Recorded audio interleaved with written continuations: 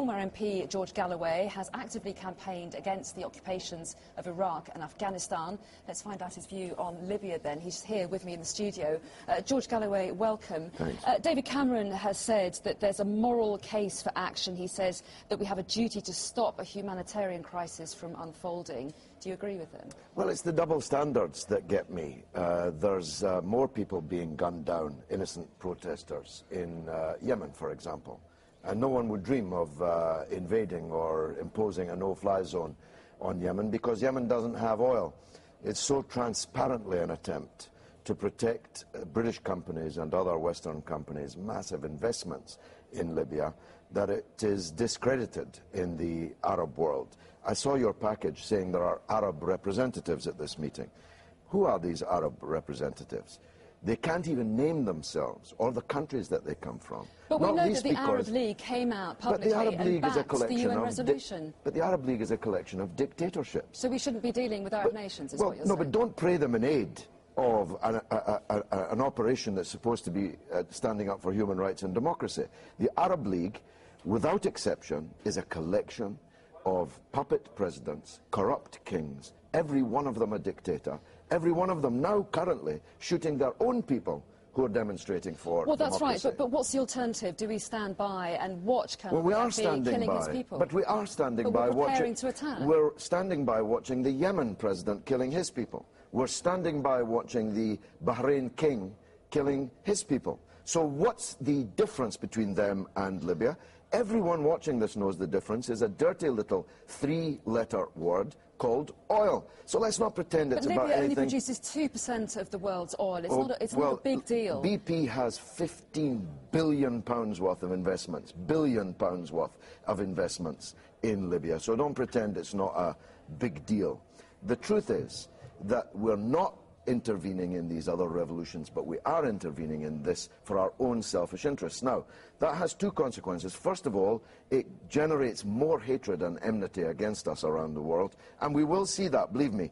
Gaddafi, brute, armed brute, and buttressed brute by us and other Western countries, is not going to be any kind of blancmange. This is going to be a hotly contested military contest, and it will be contested not just in Libya.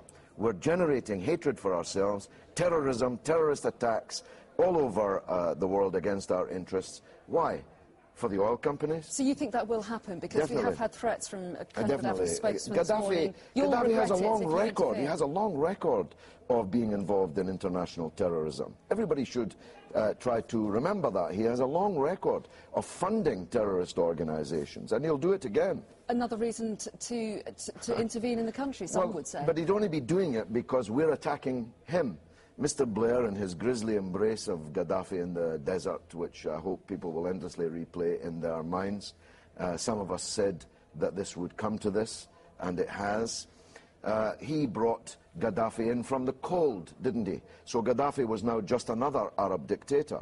But if we start bombing and shelling and threatening to invade his country, you can be sure he'll fight back. So is that a reason not to do it? Because yes, we fear retribution? Well, why are we doing it, Anna? We're a country that can't even pay our bills. We're almost bankrupt. We're laying off hundreds of thousands of people. We can't keep our pensioners warm in the winter. How come we've got money to go to war after war after war in the interests of oil companies and arms companies? That's what people in Britain are asking themselves this morning. So would you say there are any circumstances that would justify any military intervention, or there should be no military intervention anywhere? No, I'm not a pacifist. If our interests are threatened, I'll be the first at the recruiting office to defend our country and our justifiable interests. But they're not in this case. And if the neighbours of Libya are concerned about the turmoil that's being created by this dictatorship in their region, Tunisia and Egypt are perfectly entitled to take action to defend themselves, as Vietnam was, for example, against Pol Pot in Cambodia. But the North Atlantic Treaty Organization and the former colonial powers in the Arab world have absolutely no right to enter into Libyan internal affairs at all. So my solution is let the Arabs sort this matter out. But British men and women and taxes being used to put one group of people in Libya in power rather than another, no thanks. George Galloway, thank you for coming in and sharing your views with us. Thank you.